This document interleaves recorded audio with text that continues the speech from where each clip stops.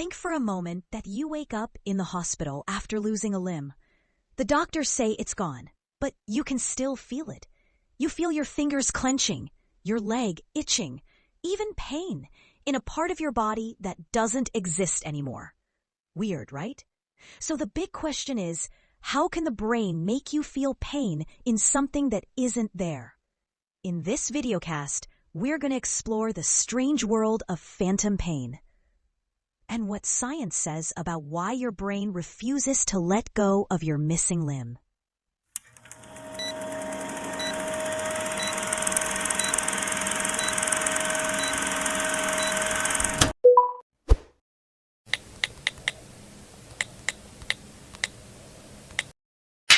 Okay, let's dive in.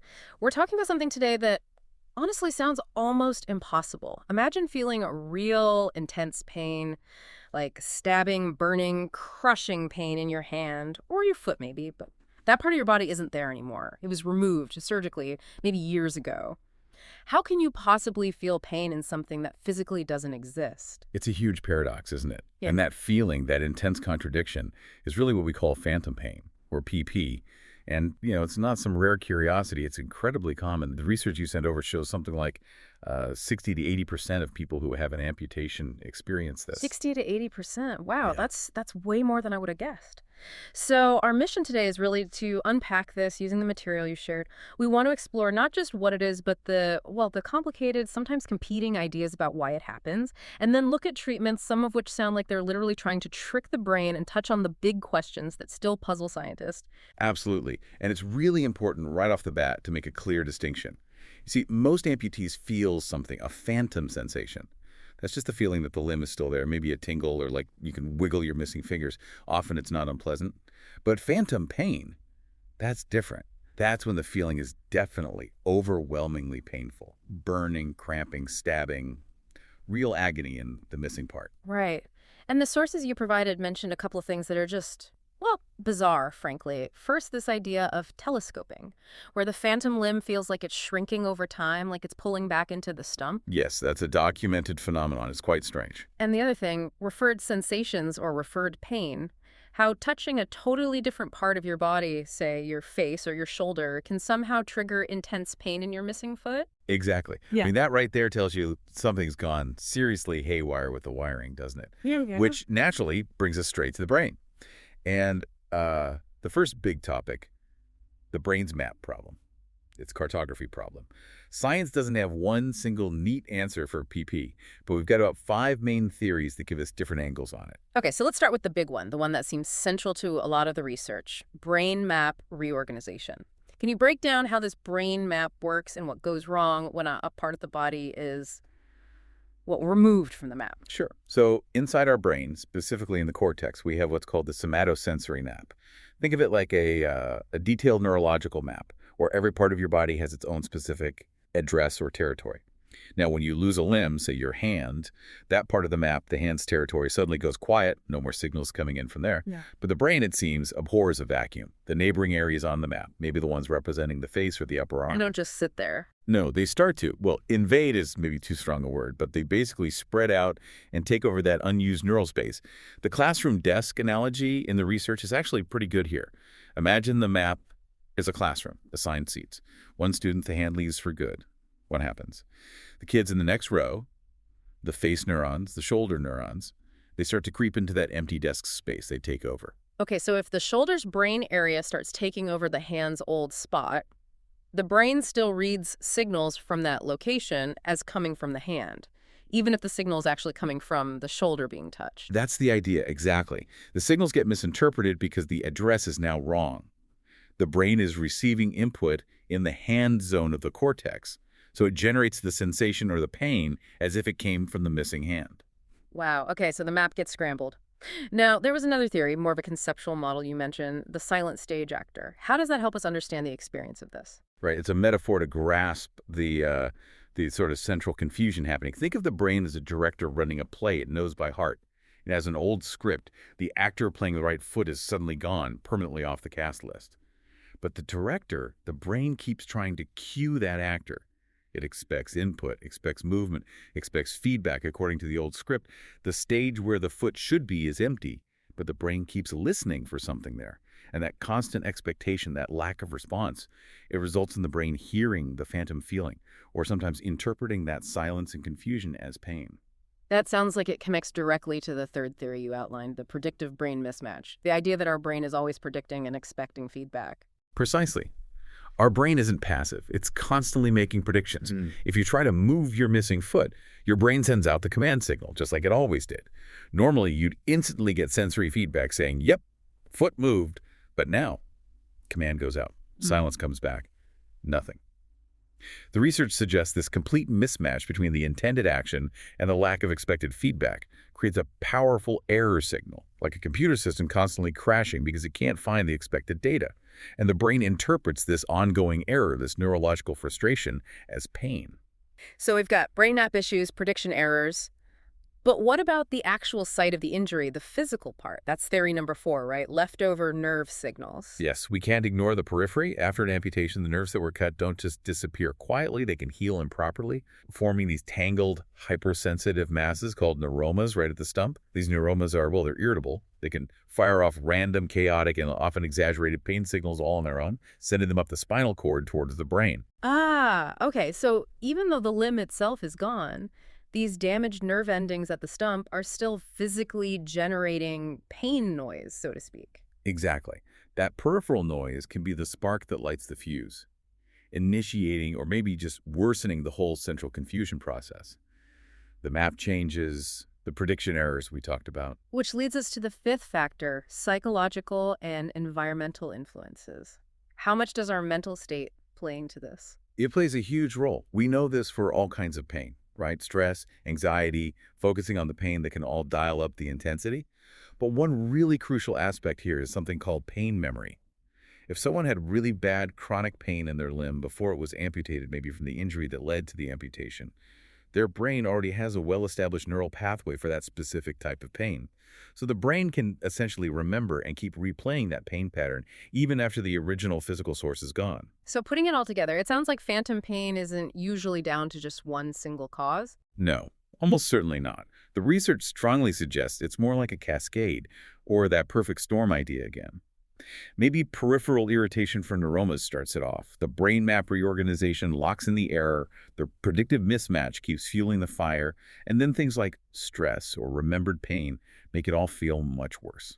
It's likely a combination, and treating it effectively usually means tackling several of these layers. Which is a perfect segue into treatments. If the problem is partly the brain being stuck with faulty wiring or an outdated map, then the solutions seem to involve some really clever ways to trick the brain. Exactly. Trying to give the brain the feedback it's missing or overwrite the bad signals. And probably the most famous example of this is mirror therapy. It's surprisingly low tech, but can be really effective. Yeah, I've heard of this. Explain how it works. How can just using a mirror stop something like intense stabbing pain? Okay, so it directly targets that predictive mismatch and the visual confusion. The patient sits with a mirror placed vertically beside them, positioned so it hides their missing limb, but reflects their existing healthy limb. When they look in the mirror, it looks like they have 2 healthy limbs. Then they move their intact limb, maybe clenching and unclenching their fist. What the brain sees in the mirror is the missing hand moving normally, freely, without any pain. Ah, I see. So the brain sends the command, move hand, and finally it gets the visual confirmation it expects. It sees the silent actor moving correctly, the error signal gets resolved, at least temporarily. Precisely. That visual feedback seems to calm down the neurological frustration. It can temporarily override the confusing signals coming from the reorganized map area. Yeah. It really shows how powerfully our vision influences our internal sense of our own body. Beyond visual tricks, though, there's more advanced stuff targeting the signals directly, right? Neuromodulation? Yes, this is where we get into intervening directly with the electrical activity. Techniques like TMS transcranial magnetic stimulation use magnetic pulses on the outside of the scalp to try and modulate or reset the activity in those specific brain map areas that are misfiring. Or, a bit more invasively, spinal cord stimulation. That involves implanting tiny electrodes near the spinal cord itself. And those electrodes send out little electrical pulses to kind of jam the pain signals, to stop them from reaching the brain's confused map. That's the principle, yes. create a different sensation, or just block the pain signal traveling up the pathway. But maybe the most fascinating evidence for how important that feedback loop is comes from the research on brain-machine interfaces, BMIs, the studies where people mentally control robotic arms or even virtual ones. What did we learn there? That research is incredibly revealing. What's key is providing correct, congruent feedback. When a person thinks about moving their missing hand, and that thought signal is used to control, say, a robotic hand, and they see the robotic hand move as intended, the phantom pain often decreases significantly. Even if the feedback is artificial, a robot arm, a virtual reality display, if the brain sends a command and gets a reasonably matched expected result back, it seems to calm the storm. It reduces that error signal. It strongly suggests the pain is, in large part, an error message. Fix the error, provide the right data, and the message might stop. That's huge for the future of prosthetics, isn't it? If a prosthetic could send back realistic sensory feedback. That's the holy grail, moving beyond just replacing function to actually restoring that sensory communication loop with the brain. And we should also quickly mention the adjunctive therapies. The sources were clear that things like medication and psychological support are still really important parts of the picture. Definitely. They help manage things the other therapies might not fully address. For example, drugs like gabapentin can help calm down those hyperexcitable nerve endings, the neuromas at the stump, reducing that peripheral irritation.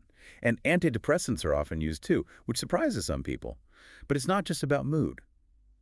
The brain pathways involved in mood regulation heavily overlap with those processing chronic pain. So calming one system can often help dampen the other. Right. So again, it reinforces that idea. Complex problem needs a multi-layered solution. Absolutely. You often need the physical, the neurological, and the psychological approaches working together. Okay, now let's turn to what we don't know. The big puzzles. Why the huge variation? Why does one person have terrible, debilitating pain for years while someone else with a similar amputation feels maybe just a mild sensation or nothing much at all? That variability seems like a huge question mark. It really is. Yeah. And the likely answer is, well, it's complicated.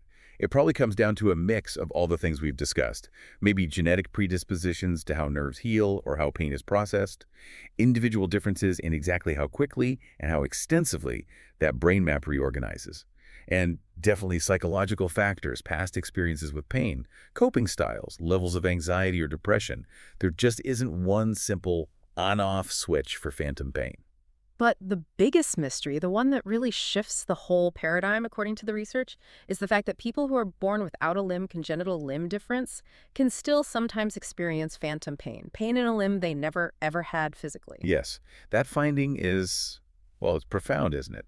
Because if you think about it, that tells us phantom pain can't just be about damaged nerves firing at an amputation site. It can't just be the brain reacting to the sudden loss of input. These individuals never had the input to lose, nor the nerve injury from an amputation. So if there's no injury, no severed nerves causing it, it must mean the blueprint for the body, the map itself, is there from the start. Innate. That's the staggering implication, yes. It strongly suggests that our brain comes pre-wired with a basic template, a fundamental representation of a complete body, regardless of whether all the physical parts actually develop. The sensory map seems to be inherent, laid out in the cortex from birth or even before. And that really changes how we need to think about phantom pain. It's not just about fixing damage. It might be about understanding and correcting signals within an innate but perhaps confused body representation. Wow. So if the map is innate, does that challenge some of our current treatment approaches? Things focused on calming peripheral nerves or using mirrors to represent a limb that, for someone born without it, was never there visually. It certainly pushes us towards focusing more on central brain mechanisms. How do we directly address the signals within that inherent map? And that's where a lot of current research is heading. Using sophisticated brain imaging like fMRI to see exactly which parts of the brain light up during phantom pain episodes in all types of patients. The hope is to develop more targeted brain stimulation or retraining techniques that don't just provide temporary relief, but actually help to permanently rewire or update these confusing signals within the brain's own body map to match the person's physical reality. Okay, let's try to pull the main threads together from this deep dive.